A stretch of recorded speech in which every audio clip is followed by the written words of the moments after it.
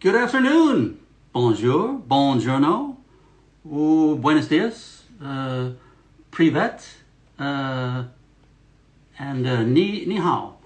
Welcome to the 6th edition of the Bordeaux live streams. My name is Tom Mullen, American in Blaye, Bordeaux, and we've done 5 episodes before this. 4 of them have been related to French wine, and today is another one related to Bordeaux wines. Okay, so first of all, thank you so much for attending. Appreciate you being here. And before we continue, I just want to say a very special thanks. Well, I'll wait a minute before I do that, when we get a few more people online, okay?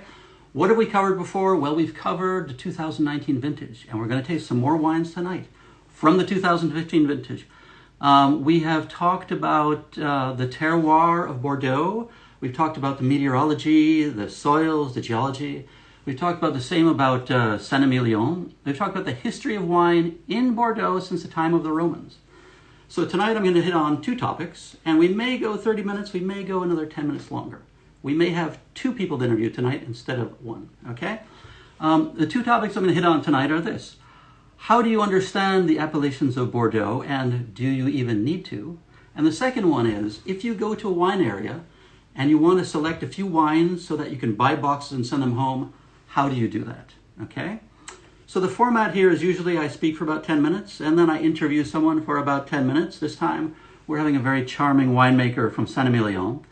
And then we're going to taste wines. We have 7, perhaps 8 wines to taste tonight. So it lasts a little bit longer than 30 minutes. Bear with us, okay? So first of all, I'd like to say thank you very much to Blaye de Boüard of Chateau Angelus, the owner, and Blaye de Boüard Consulting, who generously provided me with many of the sample wines we have been tasting and will be tasting. The family's always been very generous, and they make iconic wines, some of the best in Saint-Emilion and throughout France, as a matter of fact. He consults for many different wineries. His wife, Emmanuelle, together with a woman named Geraldine Bertrand, they both women live in Saint-Emilion. They have a business called B Bordeaux. B, like bzzz. And they promote wineries throughout Bordeaux and France. And also, if any of you are looking to visit and looking for a very high-end experience, I'm sure these people could help steer you in the right direction, okay? So let's speak about, first of all, how do you understand the appellations of Bordeaux? Well, first of all, you have to understand the concept of change, all right? So in the United States, you have states with fixed boundaries, and in England, you have counties, and Ireland. But in France, the administrative boundaries were created not decades ago or 100 years ago, but they were created in 1982. There were 22 boundaries over the administrative continental France. But 30 years later, they reduced that, I believe it was 2002 or 2012, they reduced that number from 22 to 13. So the region I live is Aquitaine, and my neighbors are Limousin and Poitou-Charentes. So they put them all together, they named it Aquitaine, Limousin, Poitou-Charentes, and then they named it Nouvelle Aquitaine. So the idea is that administrative boundaries change here in France as they do throughout the world. And the same happens with appellations, okay?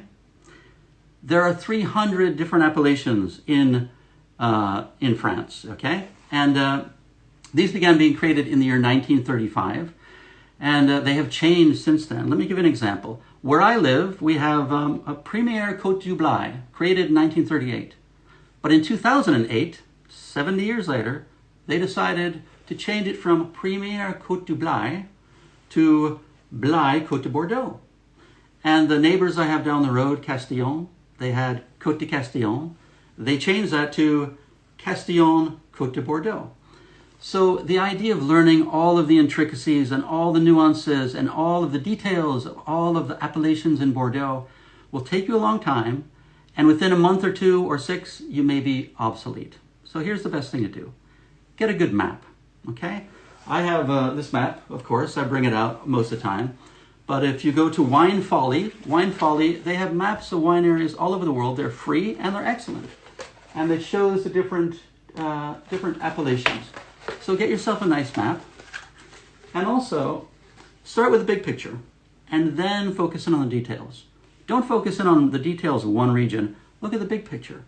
I explained in Livestream 2 and 5 how the basic geography of Bordeaux is you take the letter Y and you turn it upside down, You got left bank, right bank, and Entre-Deux-Mers. Well, as you spend a little more time, you can see that left bank has the Medoc and Saint-Émilion, and the right bank has Saint-Emilion, as well as Pomerol and Fronsac, and Bourg and Blaye, and a little bit of Cadillac, okay? So start off with a big picture, get a good map, and then focus in on one or two areas and get to know them. Don't try to memorize anything. By the time you do, it'll probably have changed, okay? That's number one. Number two is, if you're in a wine area, how are you going to choose wines that you want to get a few boxes of? Well, here are 4 suggestions I have, all right? Number one, know your budget. Decide how much you want to spend. And remember that inexpensive wine doesn't mean a good bargain. It might taste like vinegar. And expensive wine does not necessarily mean it's going to be the greatest price-quality ratio, okay? Number one, know your budget. Number two, check out the vintages. You can do it online. You can get a book. Check out the vintages and find out what the best vintages and the worst vintages were in the last 10 or 20 years. So that when you go to a wine store or you go to a tasting and they're pouring you a wine, you have an idea whether this is a good vintage or not, okay? The third thing is, if you visit wine country, definitely visit the winery, definitely visit the chateaus for the experience, okay? Because you'll see the chateau, you'll see the grand buildings, the architecture, the gardens, you'll hear people, you'll see the barriques, the machinery, you'll learn about the whole area. So as an overall experience, it's great. And you'll probably taste their wine and probably buy some of their wine if it's good. That's a good thing to do. But you can only visit chateaus for a few days in a row before you get a little burnt out. So I suggest visit your chateaus, but afterwards find a really good wine restaurant, wine bar, or wine store. Has an enthusiastic sommelier, and they don't even have to be a sommelier. Can be a salesperson, someone who's really enthusiastic about the wine, and ask them to pour you 5, 6 different glasses, what they consider the best reds to purchase right now in the region. And that way, you'll be able to taste a lot of wines from the whole region rather than be limited to one chateau. So put the two things together. Visit the chateaus and then go to a wine bar and ask all these questions to the sommelier and try to get the information you can.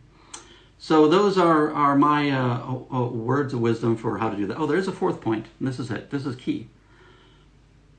Trust your taste. If you don't like it, don't have someone try to convince you to like it, okay? It's like in his book, Shoemaker of Dreams, Salvatore Ferragamo, great shoe salesman, sold shoes to movie stars all over Santa Barbara and Hollywood. He said, if you go in a shoe store and someone tries to sell you shoes that are uncomfortable, never, ever, ever walk out of the store with a shoe on that is uncomfortable. And it's the same with wine. If it doesn't taste good, sure, after some years, it'll make complex and it'll improve. But it's better to have a wine you like that gets better rather than a wine you don't like that sort of gets more complex. No matter who tries to sell you a wine, whether it's Pierre or Sam or Mary or Jacques, whoever, if you don't like the taste of that wine, trust your taste, okay? All right, so now we're going to taste some wines, and soon we're going to talk to a winemaker from Saint-Emilion, very charming. So we have 7 wines. We always start off with something a little different, okay? And this is Bordeaux, but we're going to start off with a Chardonnay. Chardonnay, okay? This is actually from Hubert de Boüard, even though the label's background. This is the appellation is IGP Atlantique. So it's a huge area. Not only is it basically the Gironde, it's also Charente-Maritime, it's also Dordogne, and basically the characteristics, because it's such a huge area of southwest France, maritime climate, alluvial soils, okay? Unusually so, they don't make many IGP Atlantic wines, but 11% of them are Chardonnay. Bet you did not know that, so. Oh, okay, so this is really flinty on the nose. Ooh, we got some, a little bit of grapefruit, a little bit of roundness, a little bit of butter there. Ooh, okay, now trying to taste this one.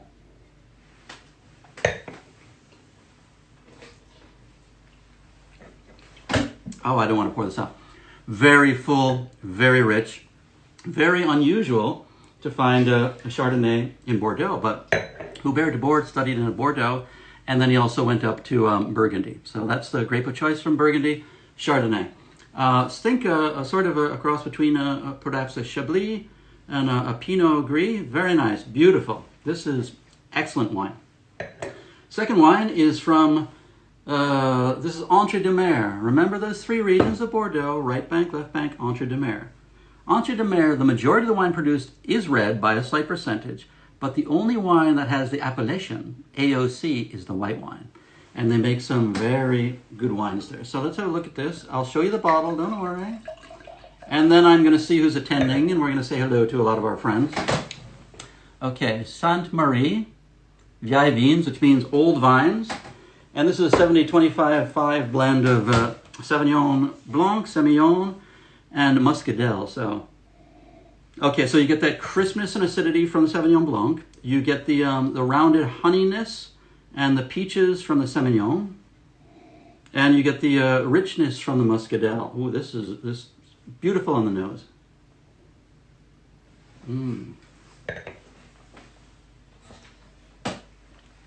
And superb in the mouth also. Lovely, well-balanced wine. Great acidity. Late afternoon, before you start a barbecue, this is a choice. In fact, pouring this out, it's just, it hurts me. So, let's go to, we're going to do one more red, and then we're going to have our guest on site, okay? This is Chateau Boüard.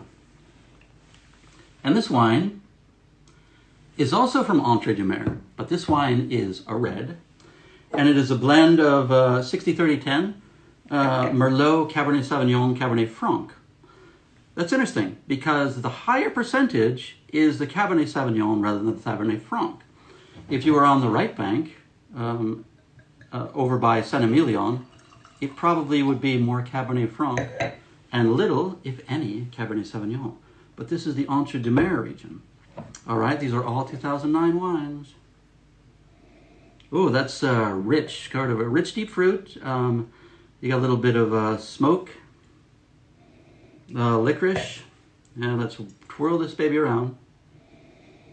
Oh, and a little bit of those garden herbs, maybe a little bit of tarragon. Okay, let's try this.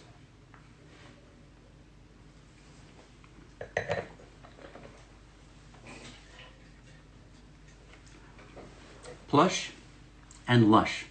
I don't know what the price this is, but I'm sure this is great quality value ratio. Excellent, very good length.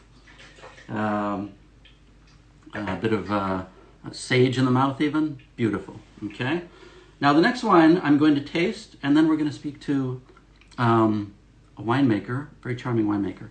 And I'll taste this, and then we're going to say hello to some of the people who have visited, and then we're going to taste, well, before we taste the next one, then we'll speak to our winemaker. Okay, so, Flower de Boüard, and the director was Coralie de Boüard, who now has her own wine label, and that is who we are going to speak to soon. Okay, and this is an 80-14-5-1 blend of Merlot, Cabernet Franc, Cabernet Sauvignon, and Petit Verdot. Oh, this has like chocolate biscuits on the nose. Beautiful deep fruit. And it is layered, very fresh. Oh, very fresh.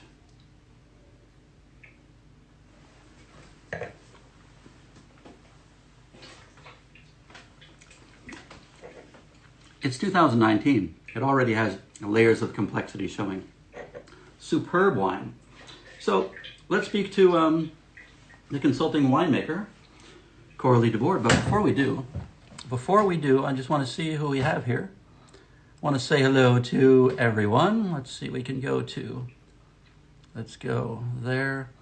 Okay, we have Geraldine, Felix, Nils Bernstein, the food writer for Wine Enthusiast magazine. Laura Catena, the most iconic winemaker of Argentina. Her father went up to the high slopes, brought the viticulturalist, said, I want to plant vines. The viticulturalist said, you're crazy. They did it, 100 points for Parkers. Excellent. And also, I want to show people here, Laura, when I met her in Florida in January, she had just published a new book called Gold in the Vineyards. Excellent. It has stories of all the 10 iconic vineyards in the world with fantastic graphics.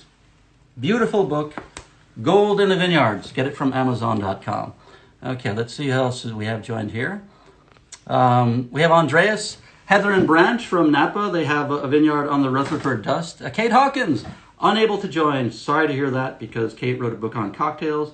We've gone to Hungary and a few other countries together. Catherine and Rob from down the road, welcome. Glad to hear you here. Martin and Nina. Ellie, it's great to have you here from Berlin. And Marlene, Aaron, Jane from New York, Croix de la Brie. Alina from one of the best iconic winemakers in Armenia. Also, she lives in Moscow. So let me say ni hao. Okay, Claire follows. We went to studied engineering masters together years ago. Casey and Susie Guardia. Okay, Couvent de Jacquem's unable to join yet. Okay, so let me see if I can get Coralie on board. Let's see. Croix de la Brie, Coralie de Boüard. Okay, but I think she's also on. Okay, Coralie de Boüard.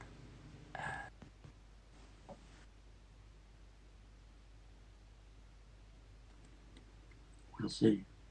We'll see if she can check out join. If not, she might be joining from another connection. In the meantime, if you have any questions, also let me know.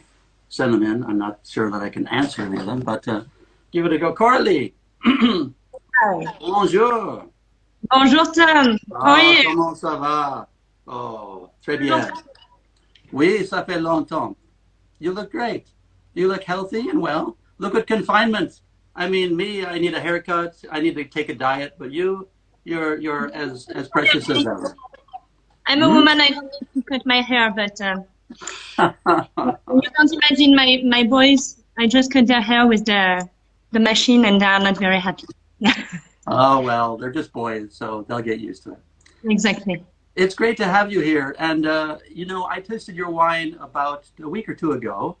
The yes. Coralie Chateau, you know, Coralie de Boüard wine. So we're not going to taste that today. Instead, I'm tasting Le Fleur de Boüard, and I know that you were sort of the director and winemaker there for some time also. Is that correct? Exactly. Yes. Well, why don't you tell us a little bit about this wine, and maybe about vintage, and also perhaps a little bit about how confinement is affecting you.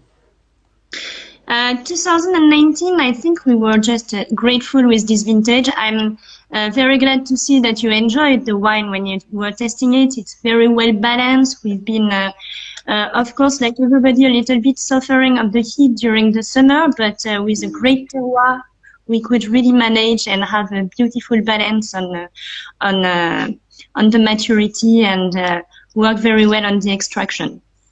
Right. It's a very deep wine. It's also a wine which is very accessible right now. Of course, it's a wine to age, but when you test it, even on Primeurs, you can enjoy it.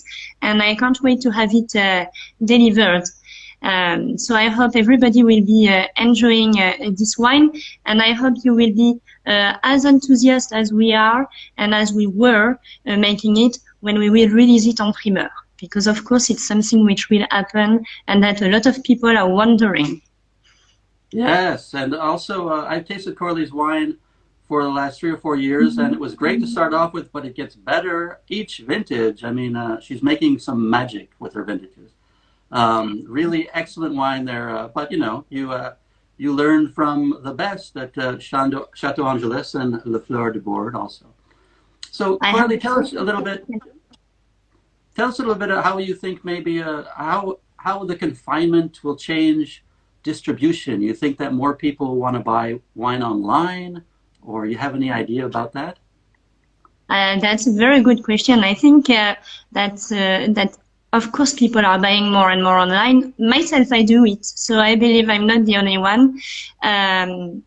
This is the great sourcing, and you can find the wines from everywhere. It's easy to find a Bordeaux wine online. It's easy to find a wine from any other region in the world. And you can find all the best value wine online also. So it can open your mind. It's very important to open your mind and not only go on the big, huge brand, because we have beautiful wines from great terroir, from great vignerons, which are working for you and trying to make the best pleasure wine to enjoy with friends and to share, not only on the Skype apéro, share as much as possible wines between friends. That's true. Now I have a question. It's from Kate Hawkins, and Kate Hawkins has actually written a great book about cocktails and about wine. We visited Hungary, and we visited the central of France together. And she said, "Is Coralie's wine available in the United Kingdom?"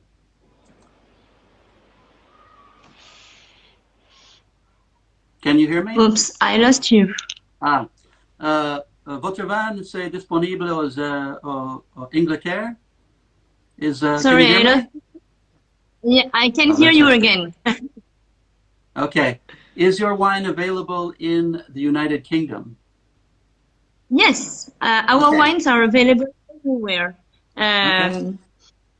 You've got retailers, but also you can find our wine anywhere, thanks to Millesima, for example, which is a website which is able to deliver anywhere, but you've got many other wine merchants everywhere. So the volunteer we have when we sell our wine is to make it available everywhere in the world. So you can always reach it. And from anywhere in the world, you can ask Millesima, which is one of, you can find on Ideal Wine, you can find on La Vigna, anywhere, our wine on the website. Okay, so, great. Fantastic. Also from, yeah. No, tell me more. Go ahead. No, it's okay. I listen. Ask me. Okay. And what about, well, I have to find out about Hubert de Boer's Chardonnay. Is that available in the UK, you think? Yes. Yes, it is. Fantastic, yeah. Okay, good. Okay. Well, you don't mind, you just send me an email and I will answer you and help you to find the wines anywhere. Okay, great. Thank you so much for joining us, Coralie. Your English is excellent. Your wine is phenomenal. Wine tasting, because I'm also enjoying a glass of wine. Okay. I think this one I'm going to swallow, yeah?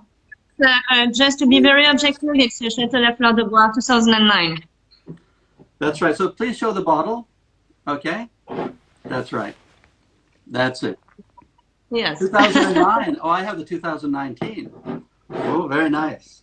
2009. This is the vintage of my oldest son, and he wanted to open this for you tonight. Oh, thank you so much. Give him my best. I'm honored. Thank you so much. I will tell him. Okay, so until after confinement and my next visit to Saint-Emilion. I can't wait to receive you again. We just spent a great time last time, and to share more wines and to enjoy time in the vineyard or in the cellar, just having lunch or dinner with the family. Also, Coralie and they have guest house there. Phenomenal. They've just renovated them. Great to stay. Fantastic. In the countryside, about 2-minute drive to Saint-Emilion village. Stay there if you can. Okay? Yes, we love the vineyard, so come. Okay. We can't wait to receive you. Bye-bye. Okay. Thank you. Bye-bye. À la prochaine. Merci beaucoup, Coralie. Yeah. Bye, Tom.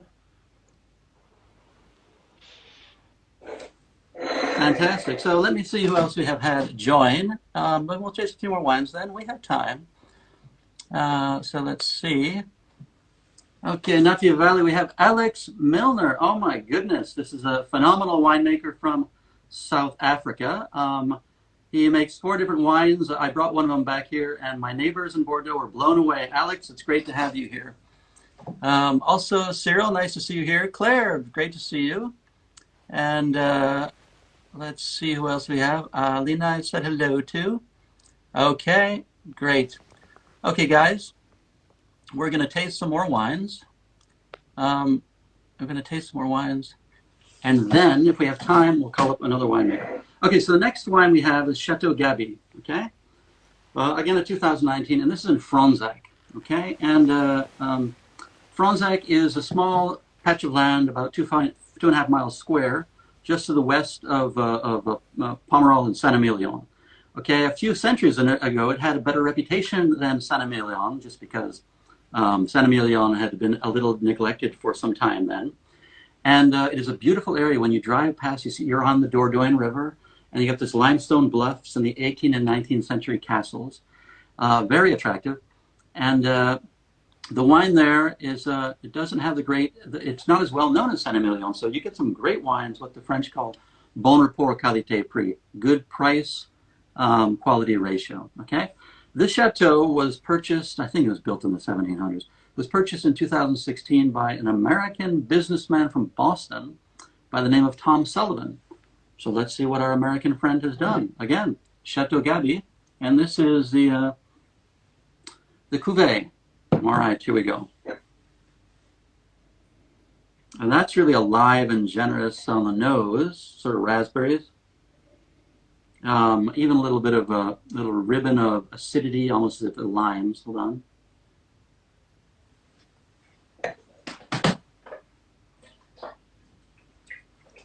And beautiful basket of bramble fruit in the mouth. This one really fills the cheeks. Very expressive. It's jumping with energy. Beautiful, well done. And that is an 80-20 blend of Merlot and Cabernet Franc. Okay. The next wine we're going to is my home territory, Blaye. Côte du Blaye. This is Blaye, Côte de Bordeaux. Chateau Bordeaux. Okay. Mr. Luc Schweitzer and his two sons, Ludovic and Richard, make this wine. They're about a 10-minute drive from where I live. And this is an 87-10-3 blend of Merlot, Cabernet Sauvignon, and I think Cabernet Franc. Generally in the Blaye area, you don't have as much Cabernet Franc as you do Cabernet Sauvignon. Blaye is in the northernmost region of the the northernmost region of the right bank. Okay, so let's change our glass. Yes, there we go. Okay. Bonjour, Monsieur Schweitzer. And this is quite polished on the nose. You've got some pencil lead and licorice. And this one is excellent bon rapport qualité prix. Excellent value for the money.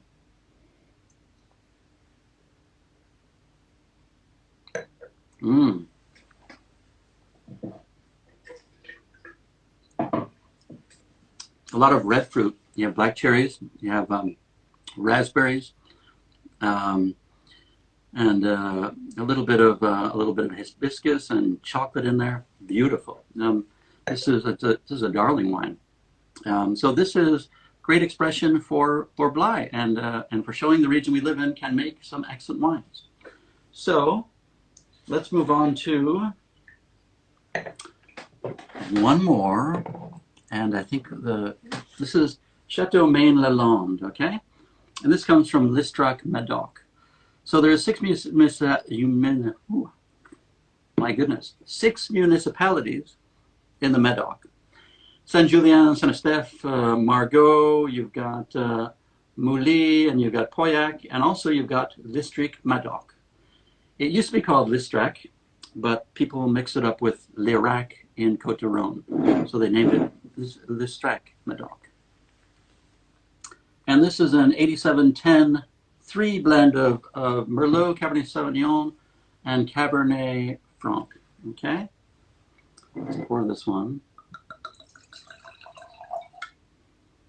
Okay. And I'm not lining the bottles up this time because last time I did that, it was getting in the way. But I can send you notes on all these wines.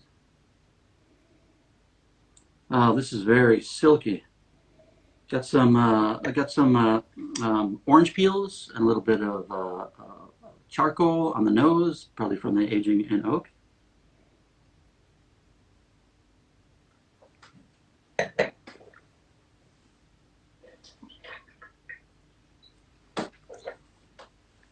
Very rich mouthful. Different layers. That's going to age extremely well. You got the spice and you've got the fruit. You got a little bit of cumin in there also. Beautiful. Okay, so let's see how we're doing here. People have questions. Kate asked me a question. How am I doing in confinement? I'm fine. I walk up the Citadel, which is a huge, huge UNESCO World Heritage Site, and I'm the only person there. The only time in my life I have the whole park to myself. I could walk around that for 45 minutes. No one there. I go down to the moats. I have a garden behind me, and I go out there when it's sunny. Today was a tempest. So I'm fine during confinement. Let's see what other we have. Tom, when it's only 3%, what does that bring to the wine taste? Well, that's a good question. And in some cases, the difference between 3% and 4% can make a huge difference in the taste of wine. And that's why when you have an excellent winemaker, the assemblage, the ratio makes a huge difference. A little bit of Petit Verdot, sometimes a little bit of Carmenere can make a huge difference in the taste. All right. What does it bring from it? What does it bring to it? Well, let's go back to the white. When we talked about, we had the Sauvignon Blanc, Semillon, and then we had the Muscadel. Muscadel is often used for making sweet wines in places like Bergerac and Montbazillac. It can be a little musky if it has too much, if you put too much in, but otherwise it can be very rich and sweet also.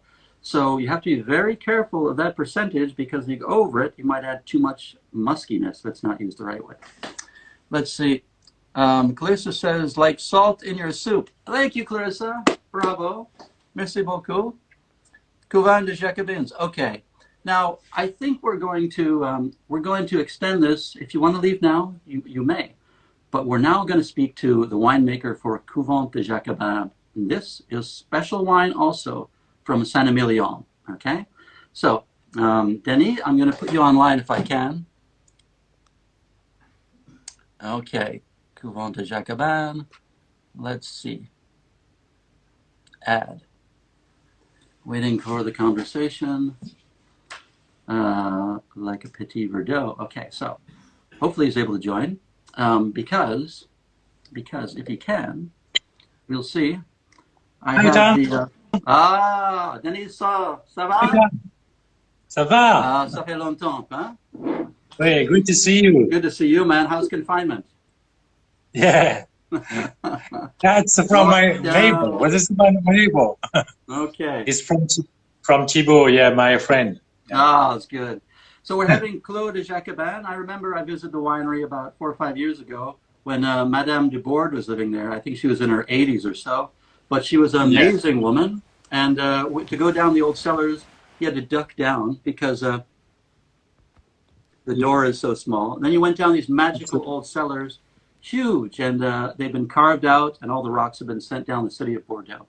So tell us a little bit about this. I see it's a 8018-2 Merlot Cabernet Franc Cabernet Sauvignon. And why don't you tell us a little bit about the... You just a mistake. You made a mistake with the wine, Tom. This is from Clos de Jacobin, the blend you have. Ah, okay. And I haven't sent the samples now. In a couple of weeks, you receive the next 2009. That's a Clos de Jacobin, not Couvent de Jacobin. Okay. Okay, it's true. So sorry, I got the wrong ones. It's true. Couvent de Jacobin. Oh my goodness. Doesn't matter. Oh, okay, no worries. So tell us. That's my friend too. That's my friend too. Okay, so we can promote him also. So tell us, in your opinion, about the 2019 vintage, and also maybe how confinement is impacting you. For us, it will be a great vintage, sure, the 2009. 19, and will be great for the Petit Verdot. Only was really a good maturity for the Petit Verdot in 2019. And, oh, really? Yeah, really. It was surprising vinification for the Petit Verdot. Very long maturity for the Petit Verdot during the week before the harvest. Okay. But good extraction during the fermenting. Well done after for the press wine. Was already a good Petit Verdot in 2019. Yeah. So tell us about the percentage you'll put in of Petit Verdot.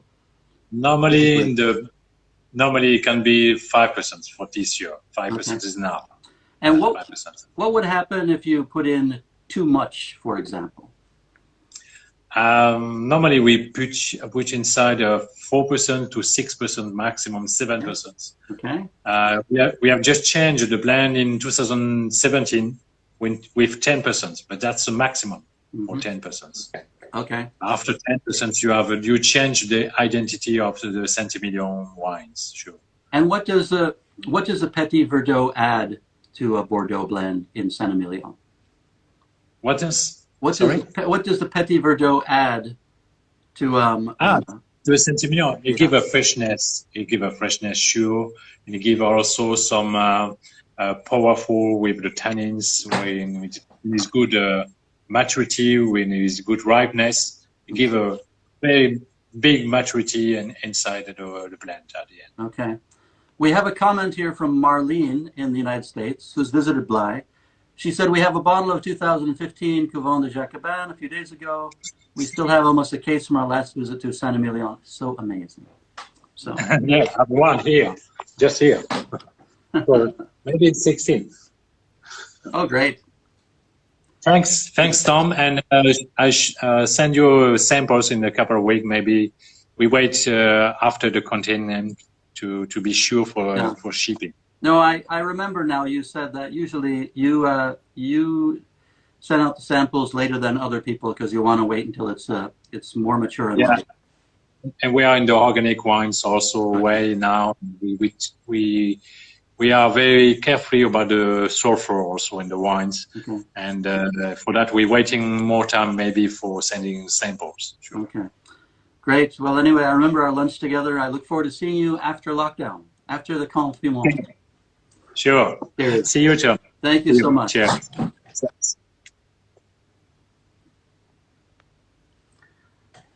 Okay, guys, I just want to see who else we have here before we say goodbye. Palmento Costanza. Okay, we have Domenico, Valerie, and Serena from a very iconic winery on the slopes of Mount Etna. We were drinking wine there, so beautiful, and looking at the smoking Mount Etna. It was phenomenal. They make fantastic wines from Nerello Mascalese, Nerello Capuccio, fantastic winery. Palmento Costanza, fantastic. And if you guys want to see, if you want to visit Bordeaux, let me know. I'll try to put you in touch with the right people. So, buongiorno, spero che tutto va bene, and ci vediamo. Okay. Who else do we have here? We have Roland joined, great. Emma joined us from Bhutan. This is fantastic. Nice to see you, Emma. That's wonderful. Bhutan, if you haven't been to the country of Bhutan, it is magical. I can send you articles about visiting there also. All right. Martinita, Polly is here. Clarissa, okay. Great. Everyone, I think we've had a good time. Simone Gove here, nice to see you. Geraldine, great to see you also. So thanks everyone for joining. Loic, nice to have you here. Antoine, okay. Thanks everyone for joining. We'll and Aram, and we'll put out next week. We're going to have another wine tasting, but we're going to have a separate also presentation which has nothing to do with wine. I'm going to cook. No, I'm not really going to cook. I'm going to be on with a young French woman. She lives a few hours to the north, and she is going to cook, and I'm going to try to cook. And we're going to speak. We're going to show how to cook a very delicious French recipe, a dessert, and also learn some French words. So this is something different. I call it linguini, a language like and linguini also. Thanks everyone for joining. Much appreciated. And I saw Shauna also had visited from Aspen, Colorado. Hello, Shauna. Okay, au revoir. Merci beaucoup.